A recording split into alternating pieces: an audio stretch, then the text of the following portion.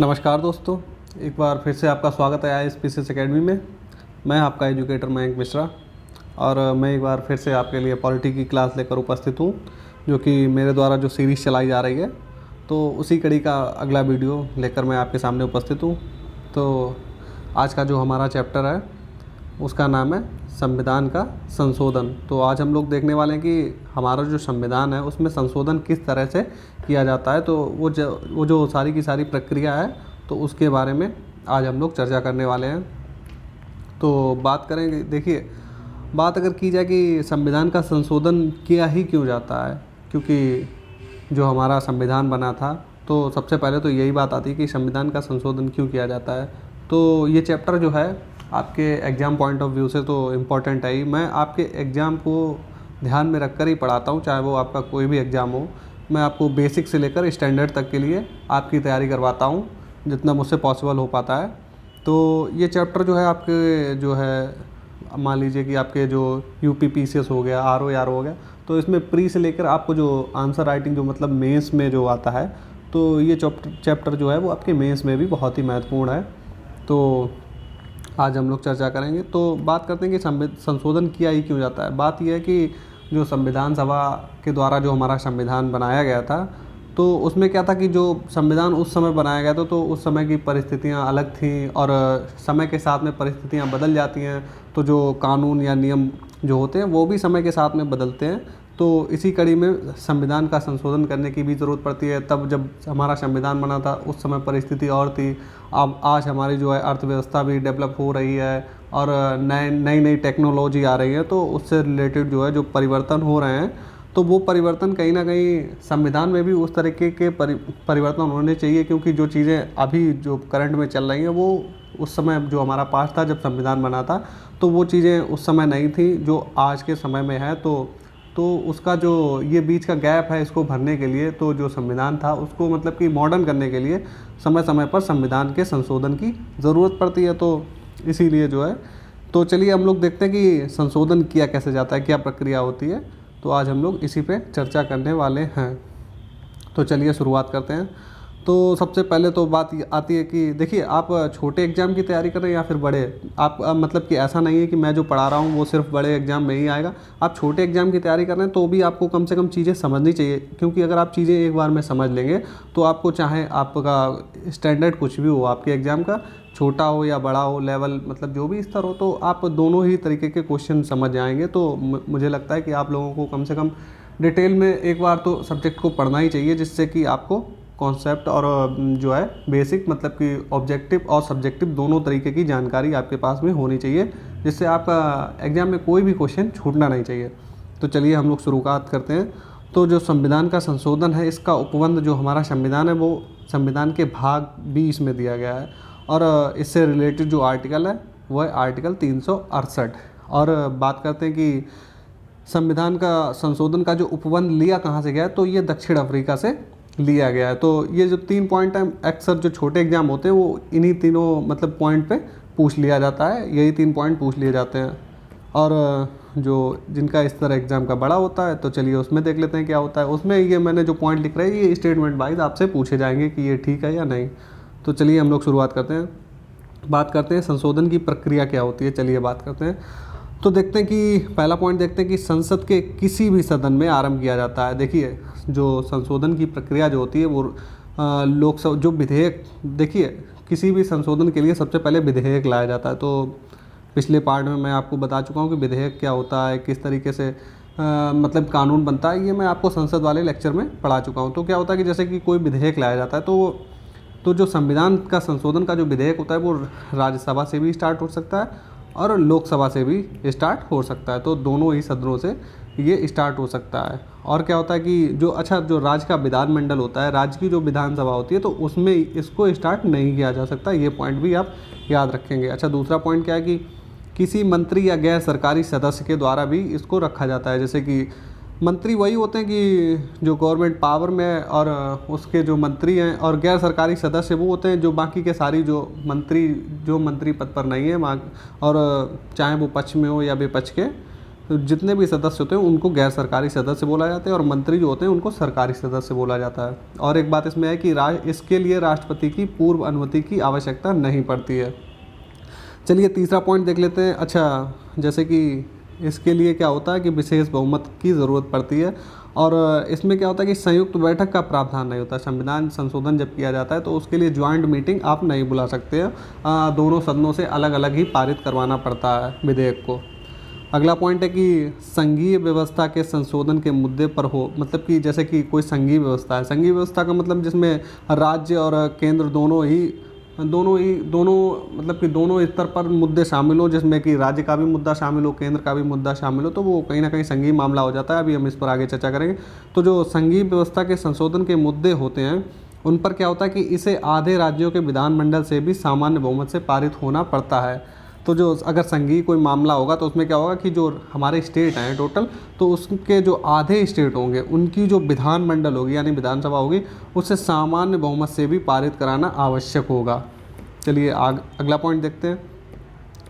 तो अगला पॉइंट क्या है कि जो राष्ट्रपति हमारे होते हैं वो विधेयक पर अनुमति अवश्य ही देंगे। जो संविधान संशोधन होगा उसको वो वीटो पावर संविधान संशोधन में यूज़ नहीं कर सकते, ना ही वो संसद में पुनर्विचार के लिए दोबारा उस विधेयक को भेज देंगे। तो उनको अनुमति देना इस पर आवश्यक ही है। इसकी मतलब कि ये प्रतिबंध लगाया गया राष्ट्रपति पे कि आप इसको वीटो नहीं कर सकते, आप इसको पुनर्विचार के लिए वापस नहीं भेज सकते सदन में।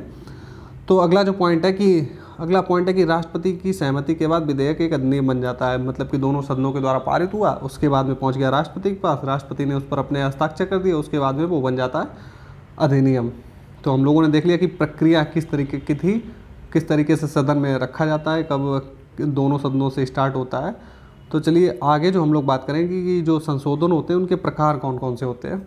चलिए इस पर चर्चा करें। जो प्रकार होते हैं वो 3 तरीके के संशोधन के प्रकार होते हैं। चलिए एक एक करके हम लोग तीनों पे चर्चा करेंगे। तो जो पहला टाइप है उसमें क्या होता है कि संसद के साधारण बहुमत द्वारा। अब साधारण बहुमत मतलब कि वही हो गया कि जैसे कि मान लीजिए साधारण बहुमत में वही हो गया कि जैसे कि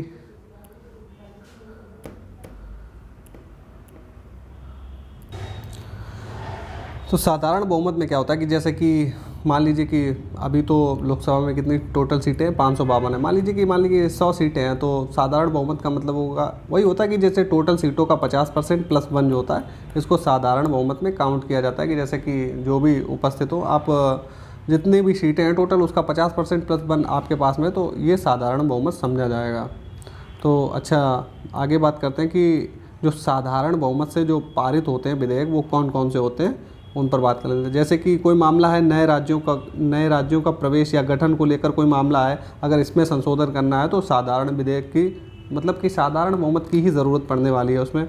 और किसमें साधारण बहुमत की ज़रूरत पड़ेगी, देखते हैं कि जैसे कि कोई नए राज्य का निर्माण हो, उस स्टेट का नाम में परिवर्तन करना हो, क्षेत्र घटाना बढ़ाना हो, उसकी सीमा मतलब कि परिवर्तन करना हो, तो ये भी साधारण बहुमत के द्वारा ही किया जा सकता है। और क्या होता है कि राज्य की जो विधान परिषद का निर्माण होता है या उसकी समाप्ति, ये भी साधारण बहुमत से की जाएगी। दूसरी अनुसूची से संबंधित जो भी मामले होंगे अगर उनमें परिवर्तन करना है तो भी साधारण बहुमत की ज़रूरत पड़ेगी। अच्छा दूसरी अनुसूची में क्या होता है कि जो महत्वपूर्ण पद हैं उनके वेतन लिखे होते हैं दूसरी अनुसूची में। मान लीजिए संसद में जो गणपूर्ति होती है उसमें अगर कोई परिवर्तन करना है तो वो भी साधारण बहुमत के द्वारा ही किया जाएगा। और संसद सदस्यों के वेतन एवं भत्ते में परिवर्तन घटाना या बढ़ाना है वो भी साधारण बहुमत के द्वारा। संसद में जो प्रक्रिया चलती है उसमें अगर कोई परिवर्तन करना है तो उसके लिए भी हमें साधारण बहुमत की ज़रूरत पड़ती है। और जो है कि संसद में अंग्रेजी भाषा का प्रयोग हो रहा है, अगर इसको बदलना है तो इसके लिए भी साधारण बहुमत की ज़रूरत पड़ेगी। नागरिकता की प्राप्ति एवं समाप्ति से परिवर्तन से अगर कोई संबंधित जो है विधेयक है तो उसमें भी जो है साधारण बहुमत की ज़रूरत पड़ेगी। और क्या है कि पाँचवीं अनुसूची में क्या है कि अनुसूचित क्षेत्रों एवं अनुसूचित जनजातियों के प्रशासन के मामले में कोई अगर परिवर्तन करना है, या 6ठी अनुसूची जो हो गई जनजातीय क्षेत्रों के प्रशासन के संबंध में कोई परिवर्तन करना है तो इसके लिए भी संसद में साधारण बहुमत की ज़रूरत पड़ती है। तो हम लोगों ने पहला प्रकार देख लिया कि किस तरीके से साधारण बहुमत की ज़रूरत पड़ती है। अच्छा जो दूसरा प्रकार होता है उसको बोलते हैं कि संसद के विशेष बहुमत द्वारा। ये इंपॉर्टेंट है, इसके आपके स्टेटमेंट पूछे जाते हैं और थोड़ा समझने में भी ये टिपिकल है, तो इसको ज़रा ध्यान से आप गौर से सुनिएगा तभी समझ में आएगा। इसमें क्या होता है कि प्रत्येक सदन के कुल सदस्यों का बहुमत, ठीक है, और क्या होता है कि प्रत्येक सदन के उपस्थित और मतदान के सदस्यों के 2/3 का बहुमत, ठीक है। उसके बाद में कुल सदस्यता अभिव्यक्ति का अर्थ सदन के सदस्यों की कुल संख्या से है, फिर चाहे इसमें रिक्तियाँ या अनुपस्थिति हो। देखिए ये जो लिखा है शायद आपको ना समझ में आए, मैं आपको समझा रहा हूँ। जैसे कि इसमें क्या होता है कि पहले तो क्या चाहिए होता है कि जो कुल सदस्य संख्या है, ठीक है, मान लीजिए 552 है, ठीक है, उसका इनको बहुमत चाहिए, मतलब कि वही 50 प्लस चाहिए, 50% प्लस। ये तो मतलब कि एक कंडीशन ये हो गई, ठीक है, ठीक है। अब बात करते हैं दूसरी कंडीशन की। दूसरी कंडीशन में क्या होता है कि जो मेंबर जो हैं, जो प्रेजेंट हैं उस समय, जो उपस्थित हैं, तो उनका 2/3 भाग जो है होना चाहिए। जो मेंबर उपस्थित हैं वो जो वोटिंग करेंगे तो उनका जो वोटिंग जो बहुमत होना चाहिए वो आपके पास 2/3 होना चाहिए। ये सेकंड शर्त हो गई। अच्छा, थर्ड शर्त क्या हो गई?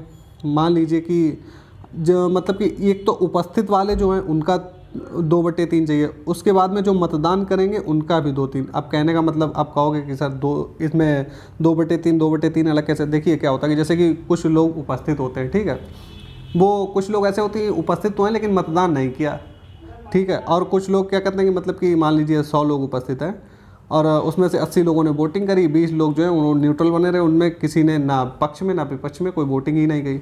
तो इसमें क्या होता है कि आपको जो 100 होंगे इसका 2/3 इसका भी चाहिए, जितने भी टोटल उपस्थित हैं, प्लस मतलब कि जो 80 लोगों ने वोट किया है इसमें भी आपको 2/3 बहुमत चाहिए ही होगा।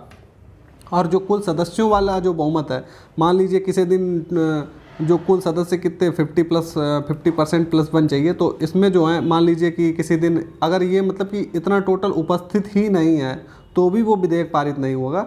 तो इसके लिए क्या है, तो मैंने जो भी कंडीशन बताई एक एक करके आप इन सबको ध्यान में रखिएगा, जो भी मैंने आपको कंडीशन बताई है। तो ये कहीं ना कहीं आप नोट कर लीजिए। तो यही सब चीज़ें, ये बहुत ही कन्फ्यूज़न वाला चैप्टर है, मतलब कि कन्फ्यूज़न वाला चैप्टर नहीं बोल सकते, मतलब कि ये जो संसद के विशेष बहुमत जो है, जब विशेष बहुमत का उपयोग होता है तो थोड़ा सा यहाँ पे स्टूडेंट को थोड़ी सी कन्फ्यूज़न हो जाती है। तो उम्मीद करता हूँ कि ये कन्फ्यूज़न आपकी दूर हो गई होगी, क्योंकि पहली कंडीशन वही है कि कुल सदस्यों का बहुमत होना चाहिए। दूसरी क्या है कि जो उपस्थित जितने भी मेंबर आए हैं तो उनका 2/3 होना चाहिए। तीसरी क्या है कि मान लीजिए कुछ ऐसे कैंडिडेट होंगे जिन्होंने वोटिंग नहीं की, ठीक है, लेकिन जिनने भी वोटिंग की है, जितने भी मेंबर थे, जितने लोगों ने वोटिंग की उनका भी 2/3 उनका भी चाहिए।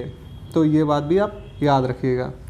अच्छा, विशेष बहुमत के द्वारा जब संशोधन होता है तो किन किन मामलों पे किया, जैसे कि किसी मूल अधिकार में परिवर्तन करना है, नीति निर्देशक तत्वों में परिवर्तन करना है, तो इनके लिए विशेष बहुमत की ज़रूरत पड़ती है। अच्छा, और कौन से कि वे सभी उपबंध जो प्रथम एवं तृतीय श्रेणियों से संबंध नहीं है। देखिए प्रथम श्रेणी हम लोगों ने देख ली है, तृतीय श्रेणी आगे देखने वाले हैं, ये जो तीसरी है। तो इन दोनों से रिलेटेड जो भी मुद्दे छूट जाएंगे वो भी जो है दूसरी श्रेणी में ही आएंगे। तो चलिए अगला जो है हमारी अगली प्रक्रिया है वो है तीसरी प्रक्रिया। क्या इसको क्या बोलते हैं कि संसद के विशेष बहुमत एवं राज्यों की स्वीकृति द्वारा। इसमें संसद के विशेष बहुमत की भी ज़रूरत पड़ती है, जो हम लोगों ने पढ़ा। उसके बाद में क्या होता है कि राज्यों की भी स्वीकृति की भी ज़रूरत पड़ती है। तो चलिए देख लेते हैं वो कौन कौन से मामले हैं जिसमें संसद के विशेष बहुमत और राज्यों दोनों की ही स्वीकृति ज़रूरी होती है। तो इसमें क्या होता है कि जो संघीय ढांचे से संबंधित उपबंध होते हैं संविधान के, तो उनके लिए क्या होता है कि संसद के विशेष बहुमत एवं राज्यों की स्वीकृति, आधे राज्यों की स्वीकृति की आवश्यकता होती है। तो कौन कौन से मुद्दे, चलिए देख लेते हैं। जैसे कि राष्ट्रपति का निर्वाचन एवं इसकी प्रक्रिया हो गई, क्योंकि राष्ट्रपति के निर्वाचन में केंद्र मतलब कि संसद और राज्य की जो विधानसभा होती है दोनों ही मतलब कि वोटिंग करते हैं। तो ये मामला राज्य और केंद्र दोनों से ही रिलेटेड है। और क्या हो गया, केंद्र सरकार हो गई, राज्य की कार्यकारी शक्तियों का विस्तार अगर करना है तो उसके लिए हो गया उच्चतम न्यायालय एवं उच्च न्यायालय में कोई परिवर्तन है। मान लीजिए शक्तियों का विभाजन है जो 7वीं अनुसूची में है, तो मान लीजिए किसी राज्य की शक्ति घटानी है या मतलब कि कोई मुद्दा जो राज्य अनुसूची है उससे हटाकर अगर केंद्र में ले जा रहे हैं, तो जो सूचियों का परिवर्तन होता है उसके लिए भी इसकी ज़रूरत पड़ती है। और क्या है, संसद में राज्यों का प्रतिनिधित्व से लेकर कोई प्रावधान है। और एक क्या है कि संविधान का संशोधन करने की संसद की शक्ति और इसके लिए प्रक्रिया जो भी अपनाई जाती है, तो उसके लिए भी जो है विशेष बहुमत प्लस आधे से अधिक प्लस आधे राज्यों का बहुमत चाहिए होता है। अच्छा, तो हम लोगों ने देख लिया कि किस तरीके से संविधान का संशोधन होता है, उसकी प्रक्रिया क्या होती है, हम लोगों ने इस बात पर चर्चा कर ली। अच्छा, मतलब कि जो हमारी ये संविधान संशोधन की प्रक्रिया जो है मतलब कि कुछ जो ऐसे लोग हैं जिन्होंने आलोचना, कुछ क्या मतलब कि सबका मतलब कोई राजनीतिज्ञ है या कोई कुछ भी जो भी है, तो वो इसकी आलोचना करिए, किस बात को लेकर इसकी आलोचना हुई है, ये बात भी हम लोग देख लेते हैं। तो पहला पॉइंट है कि संसद को संविधायी शक्ति व्यापक रूप से प्राप्त है, कुछ मामलों में राज्य विधानमंडलों को। वही बात है कि संसद को इस पे ज़्यादा पावर है और स्टेट के पास में इसमें कम पावर है। अगला पॉइंट क्या है कि अगला जो पॉइंट है हमारा वो है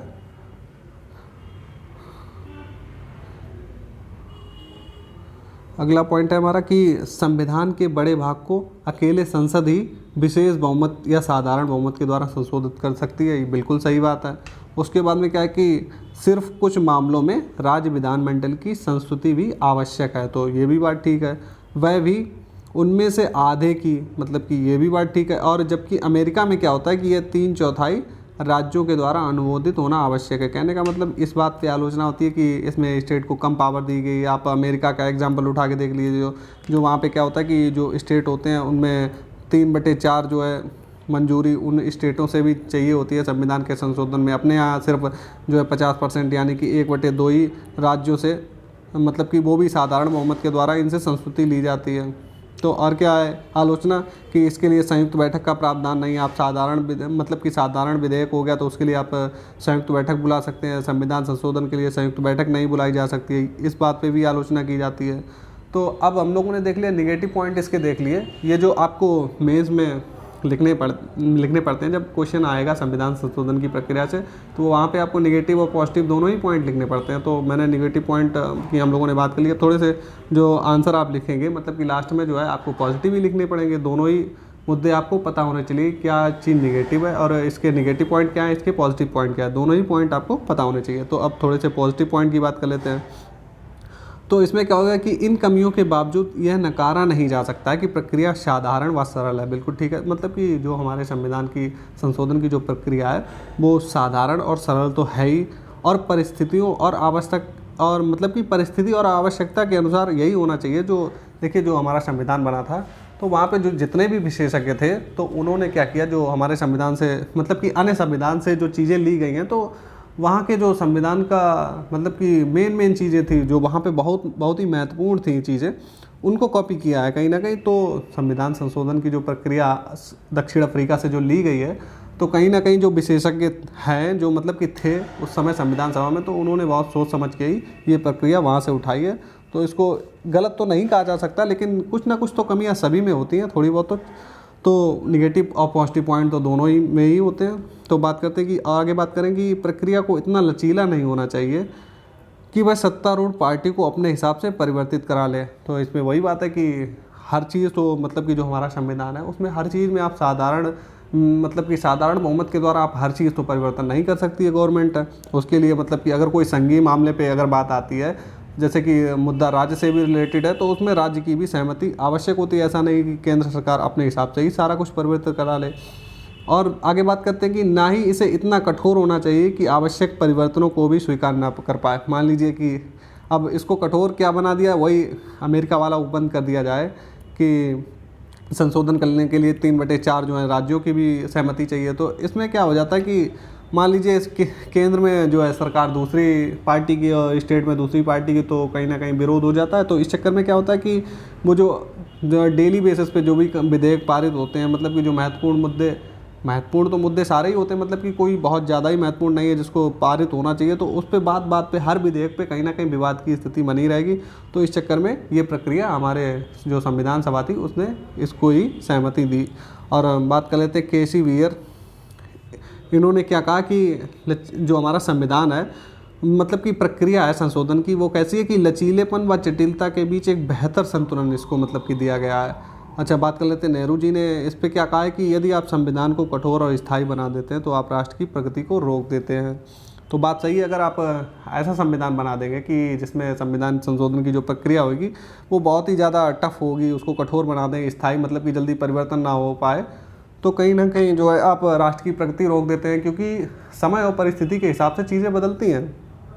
और अगर आप उनके हिसाब से परिवर्तन नहीं करेंगे, अब मान लीजिए आप परिवर्तन करना चाहते हैं लेकिन परिवर्तन करने में बाधाएं आती हैं, विरोध करेंगे, मान लीजिए राज्य विरोध कर रहे हैं तो परिवर्तन नहीं हो पा रहा है, तो कहीं ना कहीं वो चीज़ें जो है हर्ट करती हैं। तो इस चक्कर में जो है हमारा जो संविधान संशोधन की प्रक्रिया है तो सबसे बेस्ट है, मतलब कि जहाँ से भी ली गई संविधान सभा ने तो इसको अच्छा ही समझ के ही लिया है। तो ये बातें आप निगेटिव और पॉजिटिव दोनों ही बातें मैंने आपको बता दी, जो कि आपके मतलब कि प्री और मेंस दोनों ये जितने भी पॉइंट हैं ये आपके प्री में भी ऐसे ही उठा के सीधे सीधे रख दिए जाते हैं और आपसे पूछ लिए जाते हैं कि किस में जो है कौन से संशोधन के लिए, मान लीजिए यूपी पीसीएस हो गया, यूपीएससी हो गई, जो भी स्टेट पीसीएस हो गया, आरओ हो गए, ये जो मैंने पॉइंट लिखे हैं तो इसमें आपसे ये पूछेगा कि संसद में विशेष बहुमत के लिए कौन कौन से वो मुद्दे होंगे जिसमें संसद के लिए विशेष बहुमत चाहिए होगा, किस में राज्यों की स्वीकृति चाहिए होगी, कौन सा मतलब कि साधारण बहुमत के द्वारा ही पारित करा लिया जाएगा। तो ये सारे के सारे आपको स्टेटमेंट एग्जाम में देखने को मिलेंगे।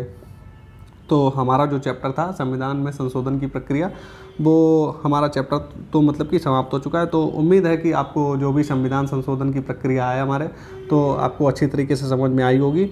तो अगर आप लोगों को वीडियो अच्छा लगा तो आप वीडियो को लाइक करिए, और अगर आप हमारे चैनल पर पहली बार विजिट कर रहे हैं तो हमारे चैनल को सब्सक्राइब कर लीजिए, और इसी तरीके के वीडियो और भी देखने के लिए हमारे चैनल के साथ में बने रहिए। अगर आपको पॉलिटी स्टार्टिंग से पढ़नी है तो आप जाके प्लेलिस्ट उठा के आप स्टार्टिंग से ही पॉलिटी पढ़ सकते हैं, और इसी तरीके से मैं और भी सब्जेक्ट आपको एकदम बेसिक से लेकर स्टैंडर्ड लेवल तक आपको लेके जाऊँगा। और आप अगर अन्य एग्ज़ाम की तैयारी करते हैं, मान लीजिए कोई एसएससी जीडी कर रहा है, कोई सीटेट वगैरह जो अदर यूपी ट्रिपल एससी हो गई, तो इनकी तैयारी भी हमारे चैनल पर करवाई जाती है। आप प्लेलिस्ट में जाके वहाँ से आप कर सकते हैं। जो हमारे और एजुकेटर हैं, मान लीजिए अभी करंट अफेयर आपको पढ़नी है तो कुमार सर से पढ़ सकते हैं, आपको हिंदी पढ़नी है तो आप रंजन सर के साथ में मतलब कि रंजन सर के सहयोग से आप पढ़ सकते हैं, और आपको एसएससी जीडी हो गई या एसएससी सीजीएल हो गया, इंग्लिश पढ़नी है तो आपके लिए इमरान सर उपलब्ध हैं, और टेट सीटेट के लिए जो है हमारे अर्पित सर आपकी क्लासें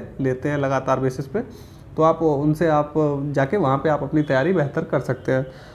तो उम्मीद है कि आपको ये वीडियो पसंद आई होगी। तो मैं चाहूँगा कि ये वीडियो आप अपने दोस्तों के पास में भी शेयर करें, जिससे कि उनको भी जो है आने वाले एग्ज़ाम में उनको भी लाभ हो। तो चलिए फिर मिलते हैं नेक्स्ट वीडियो में।